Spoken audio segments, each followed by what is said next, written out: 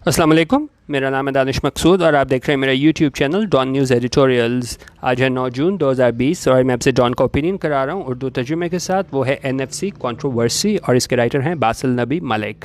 अच्छा, कंट्रोवर्सी क्या होता है, तनाज़ा, और एनएफसी क्या है, नेशनल फाइनेंस कमीशन। अब मैं आपको काफ़ी डिटेल में एनएफसी के बारे में बता चुका हूँ, लेकिन आज जो हमने बात करनी है वो है कि एनएफसी के हवाले से एक तनाज़ा खड़ा हुआ है, तो उस हवाले से बात की गई। अब ये क्या तनाज़ा है इसको हम देख लेते हैं। अच्छा, अब इसमें यह है कि हमारे पास ये एनएफसी जो कॉन्स्टिट्यूट होता है ना, वो होता है under article 160 of the constitution of Pakistan 1973। और इसमें राइटर ने क्या कहा है, क्या तनाज़ा खड़ा हो गया कि इन्होंने जो कॉन्स्टिट्यूट किया है ना, उस सदर ने हमारे क्योंकि सदर का प्रेरोगेटिव होता है इसको कॉन्स्टिट्यूट करना अंडर आर्टिकल 160, तो उन्होंने कहा इन्होंने जो कॉन्स्टिट्यूट किया है ना, उसमें जो कहा गया है हमारे पास आइन में, उसको फॉलो नहीं किया है, तो इस हवाले से जो है वो तनाज़ा खड़ा हो गया है। अब ये क्यों इम्पोर्टेंस है इस बात की कि भाई इन्होंने ये पॉइंट उठाया है, क्योंकि देखें हमारी जो सुपीरियर जुडिशरी है वो हमारे पास चेन में जजमेंट्स मौजूद हैं कि अगर लॉ में कोई एक प्रोसीजर बताया गया है और आप उस प्रोसीजर को फॉलो नहीं करते, जिस तरह यहाँ पे जिस तरह ये बॉडी कॉन्स्टिट्यूट की है, तो उसके बाद ये जितने भी डिसीजंस लेगी ना, अगर इसको आगे हम कोई इसको चैलेंज कर देता है, कोई रिट कर देता है इसके बारे में कि जी इन्होंने लॉ को फॉलो नहीं किया है, तो उसके बारे में जितने भी एनएफसी की जानिब से जो है वो डिसीजन आएंगे, तो उसमें क्या होगा, वो भी कलअदम करार दिए जाएंगे कि जिस तरह वो क्या नल एंड वॉइड करार दिए जाएंगे। तो इस लिहाज से जो है ये ओपिनियन काफ़ी अहम है, क्योंकि अगर तो देखें प्रेसिडेंट ने फॉलो नहीं किया है कॉन्स्टिट्यूशन को, तो अभी से ही इसमें आपको कुछ रद्द-बदल करना पड़ेगा, क्योंकि अभी आगे जाके भी जो है अगर इसको उसमें चैलेंज कर दिया गया सुप्रीम कोर्ट में, तो इससे बेहतर है कि इसको हम अभी देख लें कि क्या इसमें मसला है। पहले हम इसमें देख लेते हैं कि राइटर के मुताबिक क्या कंट्रोवर्सी है, क्या तनाज़ा है, ठीक है। फिर हम आगे आर्टिकल 160 भी देखेंगे और फिर कंपैरिजन करेंगे कि वाकई ही प्रेसिडेंट अलवी ने जो है वो आर्टिकल 160 को फॉलो किया कि नहीं किया। अच्छा, NFC is a body constituted in terms of article 160 of the constitution. उन्होंने कहा एनएफसी है, एक बॉडी है, ये कॉन्स्टिट्यूट की जाती है, बनाई जाती है किसके उसके अंडर आर्टिकल 160 के तहत को हमारा ये कॉन्स्टिट्यूशन है। और ये क्या है, एक तरह का ये ब्रिज का किरदार अदा करते हैं किसके दरमियान, फेडरेशन और प्रोविंसेस के दरमियान। और बेसिकली एनएफसी है क्या चीज़, ये एक चीज़ होती है, इसका मैंडेट ये है, दायरा कार ये है कि ये जो टैक्स रेवेन्यू है उसको डिटरमिन करती है, ये डिविजिबल पूल में शामिल होगा और यो किसको तकसीम होगा, सूबों को तकसीम होगा, ठीक है। अब हम यहाँ वर्टिकल डिस्ट्रीब्यूशन, हॉरिजॉन्टल डिस्ट्रीब्यूशन की बात की। पहले मैं आपको एनएफसी के एक मिनट जल्दी से बता दूँ है क्या। एनएफसी बेसिकली हमारे पास क्या चीज़ है, इसमें बेसिकली ये चीज़ आती है जो आप टैक्सेस वगैरह इकट्ठे करते हो ना, क्योंकि सबसे ज़्यादा तो हमारे पास पैसे कहाँ टैक्सेस से आते हैं, फेडरल गवर्नमेंट के पास।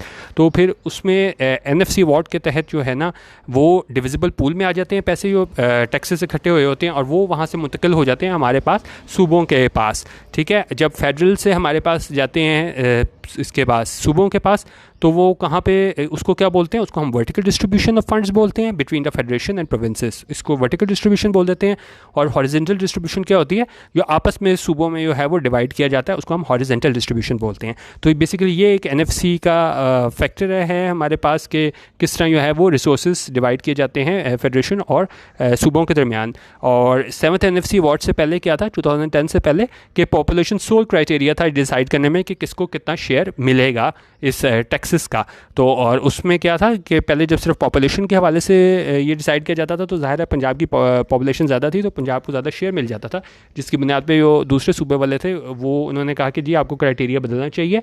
और फिर जब हमारे पास 18th अमेंडमेंट आ गई, तो उसके बाद क्या है, पॉपुलेशन का क्राइटेरिया तो था ही, लेकिन साथ ही 3 और क्राइटेरिया शामिल किए गए थे। उसमें क्या क्या चीज़ शामिल थी, poverty and backwardness, revenue collection and generation, और था हमारे पास इन्वर्स पॉपुलेशन डेंसिटी।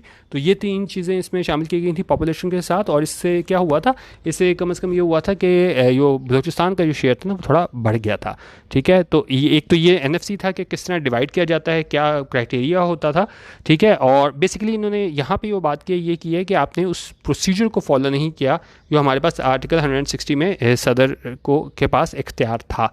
तो इसको हम पहले मज़ीद थोड़ा सा देख लेते हैं और फिर हम आर्टिकल 160 देखते हैं। साथ मैंने आपको एनएफसी भी बता दिया कि किस तरीके से जो डिस्ट्रीब्यूशन है वो फेडरल से सूबों को मुंतकिल होती है डिविजिबल पूल के तहत। तो बेसिकली वो एनएफसी है, ठीक है। अच्छा, अब इसमें इन्होंने क्या कहा है, अब ये कह रहे हैं कि जी ये फोरम जो है ये बहुत अहमियत का हामिल है, ठीक है, फाइनेंशियल कंसर्न्स के हवाले से किसके दरमियान, फेडरेशन और प्रोविंसेस के दरमियान। तो इस लिहाज से ये बहुत ज़रूरी है कि जो एक कमीशन बनाया जाए वो क्या हो, strictly in line with constitution हो, यानी कॉन्स्टिट्यूशन के आइन के एन मुताबिक हो, ठीक है। लेकिन अब क्या कह रहे हैं, बदकिस्मती से उन्होंने कहा ये नोटिफिकेशन इशू किया गया, जारी किया गया प्रेसिडेंट की जानिब से, और किसके हवाले से, 10th एनएफसी के हवाले से जो कॉन्स्टिट्यूट किया गया वो क्या है, उसमें उन्होंने कहा काफ़ी ज़्यादा पेचीदगियाँ हैं और काफ़ी कमी रह गई है। और उसमें उन्होंने क्या कहा है कि एक तरीके से इसने ये नोटिफिकेशन जारी हुआ है काफ़ी ज़्यादा कंट्रोवर्सी को जन्म दे दिया, तनाज़े को जन्म दे दिया। अब हम आर्टिकल 160 देखेंगे और फिर हम देखेंगे क्या वाकई राइटर ठीक कह रहे हैं कि इसने तनाज़े को जन्म दे दिया है कि नहीं, ठीक है। अब हम आर्टिकल 160 देखते हैं। अच्छा, अब हम इसको आर्टिकल 160 देख लेते हैं कि क्या वाकई प्रेसिडेंट ने जो है वो बिल्कुल आइन के मुताबिक नोटिफिकेशन जारी किया है कि नहीं। अब इसमें क्या है, उनका प्रेसिडेंट को इख्तियार है, ये तो बात ठीक है कि वो कॉन्स्टिट्यूट करेगा एक नेशनल फाइनेंस कमीशन, और उसमें कौन शामिल होगा, उसमें मिनिस्टर ऑफ फाइनेंस होगा फेडरल गवर्नमेंट का, मिनिस्टर ऑफ फाइनेंस होंगे प्रोविंशियल गवर्नमेंट्स के, और सच अदर पर्सन दूसरे ऐसे लोग होंगे जो अपॉइंट किए जाएंगे प्रेसिडेंट की जानिब से, और कब होंगे, after consultation with the governor of the provinces. जो कंसल्टेशन के बाद जो है गवर्नर ऑफ प्रोविंसेस, उसके बाद ये नॉमिनेट करेगा सदर जो है, ठीक है। और बाकी इसमें उन्होंने बताया हुआ है कि जैसे मैंने आपको बताया था कि ये डिविजिबल पूल में ज़्यादा टैक्सेस की अमाउंट होती है जो आगे तकसीम की जाती है सूबों को। तो यहाँ पे अगर आप देखें, यहाँ पे हमारे पास इसके यहाँ पे हमें इन्होंने बताए हुए हैं कि वो कौन कौन से टैक्सेस शामिल हैं कि जो इस मद में हमारे पास आते हैं डिविजिबल पूल में। तो ये सारी चीज़ों को आप पढ़ लीजिएगा। बेसिकली जो 160 में जो मेन बात की गई है वो यही है कि आपने क्या करना है, कंसल्टेशन के साथ जो है वो सदर ने काम करना है। लेकिन हम देखते हैं कि कंसल्टेशन किसी किस्म की हुई है कि नहीं, उसमें ओपिनियन में जाके हम दोबारा चेक करते हैं। अच्छा, आप देखें सबसे पहले ऊपर ये लाइन में ये क्या पूछ रहा है, did the president act on his own और ऑन द पीएम्स एडवाइस। उन्होंने कहा क्या प्रेसिडेंट ने ये सारे काम जो किया था, कॉन्स्टिट्यूट किया है, ये अपने तौर पे किया है या पीएम की, प्राइम मिनिस्टर की एडवाइस पे किया है। क्योंकि क्या है, ये कह रहे हैं कि firstly at the very onset, उन्होंने कहा कि सबसे पहले जो है ना, देयर इज़ एम्बिग्यूटी, इस बारे में अबहाम है। सबसे पहले किस बारे में अबहाम है कि जी क्या प्रेसिडेंट ने ये सारा काम जो किया है वो अपने तौर पे किया है या प्राइम मिनिस्टर की एडवाइस पे की है। उन्होंने कहा ये नोटिफिकेशन है वो इस बारे में बिल्कुल खामोश है कि यानी इस बारे में नहीं बताया गया कि इसने ये एडवाइस पे किया है या ख़ुद किया है, ठीक है। और उन्होंने कहा कि सुप्रीम कोर्ट जो है ना वो ये कह चुकी हुई है कि प्रेसिडेंट जो है लाजिम है उस पर कि वो एक्ट करे advice of the prime minister पे, और वो भी कब कर सकता है कि जब उसने तभी वो एडवाइस दे सकता है कि जब ये मैटर जो है ना वो पार्लियामेंट के सामने, कैबिनेट के सामने लाया गया हो और वहाँ से उससे अप्रूवल मिली हो, ठीक है। मेन पॉइंट पहला इन्होंने ये उठाया है कि प्रेसिडेंट ने अपने तौर पे किया है या उसके प्राइम मिनिस्टर की एडवाइस पे किया है after approval from the parliament. दूसरे नंबर पे क्या बात कर रहे हैं, उन्होंने कहा there are total of 11 persons notified to be part of the commission proceedings. उन्होंने कहा टोटल 11 लोग जो है ना उन्होंने नोटिफाई किए हैं इस कमीशन प्रोसीडिंग का हिस्सा। अब 5 लोग तो मैंने आपको बता दिए थे वो स्टेचुटरी थे कि कौन कौन से लोग होंगे, वो तो ज़ाहिर है उसमें तो कोई इशू नहीं। जिस तरह ये है कि with the first 5 members being the respective finance ministers for the provinces and the federation, ठीक है, इसमें तो कोई मसला नहीं, 5 ये लोग आ गए। मसला यहाँ पे कहाँ पे आया राइटर के मुताबिक कि वो बाकी 6 लोग हैं। The remaining 6 are non statutory members who could only have been notified by the president upon consultation with the governor of the provinces. अब ये मैं आपको ये आर्टिकल 160 उसको पढ़ाने का मकसद यही था कि जो मैंने आपसे कहा था कि इसमें उन्होंने सवाल ये उठाया है कि क्या प्रेसिडेंट ने कंसल्टेशन की है किसके साथ, गवर्नर ऑफ द प्रोविंसेस के साथ कि नहीं। और यहाँ पे कह रहे हैं कि बाकी जो 6 लोग इसमें शामिल किए गए हैं, ठीक है, प्रेसिडेंट की जानिब से, तो क्या वो कंसल्टेशन उसमें हुई थी कि नहीं हुई थी। और उन्होंने कहा वो भी जो है वो सिर्फ तभी कर सकता था जिस तरह प्रेसिडेंट के लिए था कि वो प्राइम मिनिस्टर के लिए वो तभी एडवाइस दे सकता है जब पार्लियामेंट से मंजूरी हुई हो, तो यहाँ पे भी वो तभी कर सकता था प्रेसिडेंट जब क्या है इसमें कैबिनेट और chief minister of respective province से जो है ना आपको अप्रूवल मिली हो। तो बेसिकली सारा काम यही है कि जी प्रेसिडेंट ने अपने तौर पे किया है या अप्रूवल से किया है काम सारा, ठीक है। अच्छा, आगे हम देख लेते हैं। लेकिन उन्होंने क्या कहा है, no indication of direct effective consultation is apparent. उन्होंने कहा हमें कोई ऐसी किस्म की क्या कंसल्टेशन नज़र नहीं आती कि इसने बातचीत की हो।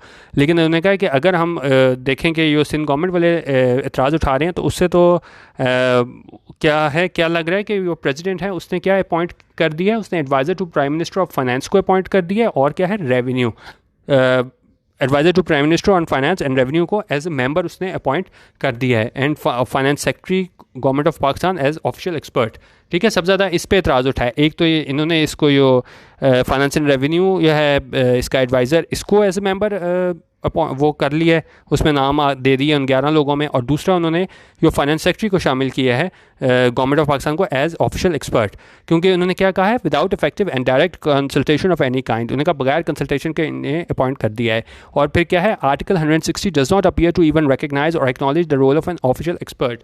अब आर्टिकल 160 अगर आप उसको और डिटेल में भी पढ़ेंगे तो कहीं पे भी ऑफिशियल एक्सपर्ट का लफ्ज़ यूज़ नहीं हुआ है, लेकिन यहाँ पे इन्होंने ऑफिशियल एक्सपर्ट के तौर पे जो है वो किसको, फाइनेंस सेक्रेटरी को शामिल कर लिया है। A concept which appears to be entirely alien to the constitutional setup in question. ने कहा बिल्कुल हमारे पास ये कॉन्स्टिट्यूशन में ये चीज़ नहीं थी, ये शामिल कर ली गई है।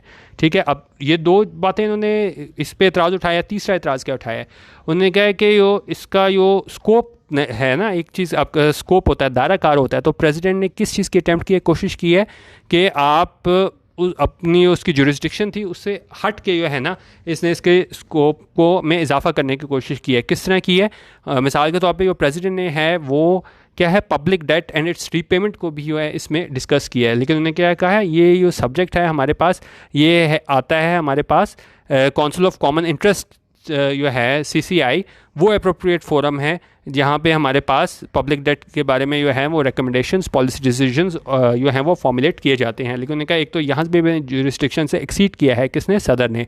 Whereas Parliament retains unfettered jurisdiction to pass any required legislation in relation to same। और उन्होंने कहा पार्लियामेंट के पास इख्तियार हासिल है इसके बारे में पब्लिक डेट के हवाले से कि वो जो है उसके पास जुरिस्डिक्शन है कि वो क्या कर सके, रिक्वायर्ड लेजिस्लेशन पास कर सके। उन्होंने कहा लेकिन जो पब्लिक डेट जो है एंड इट्स रीपेमेंट, उसको जो NFC में जो डिस्कस किया जाके सदर ने, तो वो अपनी जुरिस्डिक्शन से इन्होंने कहा इसको बियॉन्ड जाके ये काम किया है। उन्होंने कहा ये किसका काम था, ये CCI का काम था, काउंसिल ऑफ कॉमन इंटरेस्ट का काम था।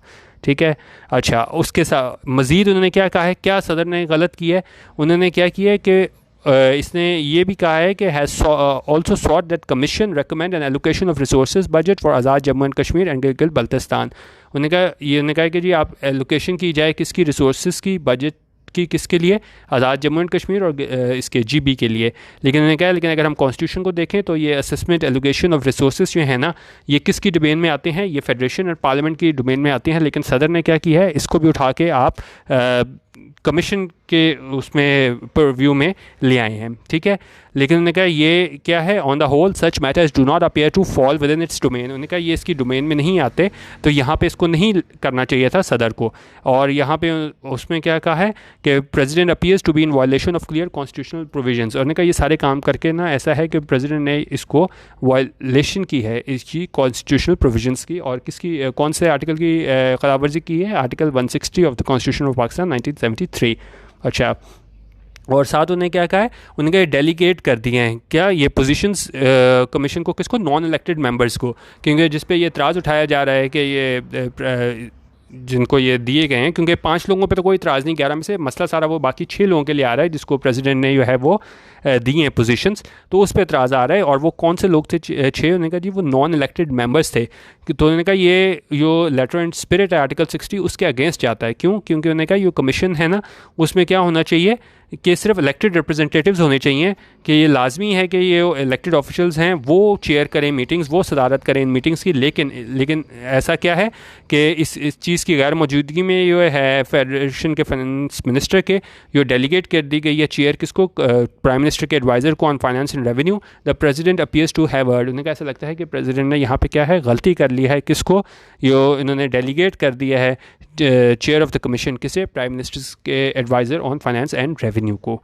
ठीक है, उन्होंने कहा इन सारी चीज़ों के को देखते हुए जो है ना, हम ये कह सकते हैं कि यो नोटिफाई किया है कमीशन, इसने क्या किया है, given rise to wearing legal impediments which में handicapped and impinge upon its ability to perform its functions. उनका ये इसकी राह में जो है वो रुकावट हो जाएगा कि अपने फंक्शन परफॉर्म करने का, कि जैसे मैंने आपको बताया है, क्योंकि आप जो भी ये काम करेंगे, क्योंकि इतना ज़्यादा ये मुतनाज़ा हो चुका हुआ है कमीशन के, आप जो भी ये काम करेंगे और उसके बाद अगर ये चैलेंज हो गया सुप्रीम कोर्ट में, तो फिर जितने भी इन्होंने एक्शन लिए होंगे वो नल एंड वॉइड हो जाएंगे। तो बेहतर है राइटर के मुताबिक भी कि as a commission is important, क्योंकि उन्होंने कहा कमीशन में बहुत इंपॉर्टेंट है कि एक कॉर्डियल रिलेशन, एक दोस्ताना ताल्लुकात कायम रखने के लिए, किसके लिए, फेडरेशन ऑफ प्रोविंसेस के लिए। तो उन्होंने कहा president would do well to revisit, उनका प्रेसिडेंट को रिविजिट करना चाहिए कि ये जितनी भी इसने गलतियाँ कर ली हैं इसमें, क्योंकि कोई भी कॉन्स्टिट्यूशन को उसने फॉलो नहीं किया है, कोई कंसल्टेशन हमें नज़र नहीं आई, फिर उसने ऑफिशियल एक्सपर्ट का नाम ले लिया, फिर उसने रिसोर्स GB के हवाले से बात कर दी, ठीक है। और फिर इसमें इन्होंने हमारे पास जिस तरह मैंने आपको दिखाया था, एक मिनट इसको अगर हम देखें तो ये सारी चीज़ें जो इसमें इन्होंने पब्लिक डेट और रीपेमेंट की बात कर दी सदर ने। उनका ये सारी चीज़ें ये क्या है इसके जुरिस्डिक्शन में नहीं आती थी, वो किसके जुरिस्डिक्शन में थी, CCI की। और यहाँ पे क्या कह रहे हैं कि president would do well to revisit and realign it with the constitution. का बेहतर होगा कि उसको रिविजिट करे, दोबारा सोचे कि क्या इसने गलतियाँ कर दी और इसको रीलाइन कर दे, किसके मुताबिक, इन लाइन विद कॉन्स्टिट्यूशन, यानी कॉन्स्टिट्यूशन के मुताबिक कर दे, क्योंकि अभी बेहतर है इसको में आप चेंज ले आओ, बजाय इसके क्या बाद में ये डिसीजन हो जाए और जब कोई रिट इसके ख़िलाफ़ कोई दायर हो जाए कि जी प्रेसिडेंट ने जो है वो अपनी जुरिस्डिक्शन से बढ़ के जो है ये नोटिफाई किया था कमीशन, तो उन्होंने कहा इससे बेहतर है कि बाद में मसले हों, तो अभी इसको आप कॉन्स्टिट्यूशन के मुताबिक कर लो तो ही बेहतर है, क्योंकि ये जो कमीशन है ये काम करता है क्या, एक तरीके से ब्रिज है सूबों और वफाक के दरमियान। और यहीं पे अगर इसमें अगर इसको उसमें कलअदम करार दे दिया इस कमीशन को, इसको फॉर्मुलेशन को, तो फिर आगे जाके बहुत मसाइल होंगे सूबों और वफाक के दरमियान, ठीक है। बेसिकली आज का ओपिनियन था, तो अब बेसिकली मैं कोशिश की थी कि इसको कम से कम लफ्ज़ों में जो है ना वो आपको एक्सप्लेन कर सकूं, इसकी समरी दे सकूं, ताकि आपको आइडिया हो जाए कि क्या ये तनाज़ा उठ खड़ा हुआ है। जो प्रेसिडेंट ने जो है वो कॉन्स्टिट्यूशन जो था आर्टिकल 160 ऑफ द कॉन्स्टिट्यूशन उसको सही तरह इन लेटर एंड स्पिरिट फॉलो नहीं किया। वीडियो देखने का बहुत शुक्रिया। अल्लाह हाफिज़ और पाकिस्तान जिंदाबाद।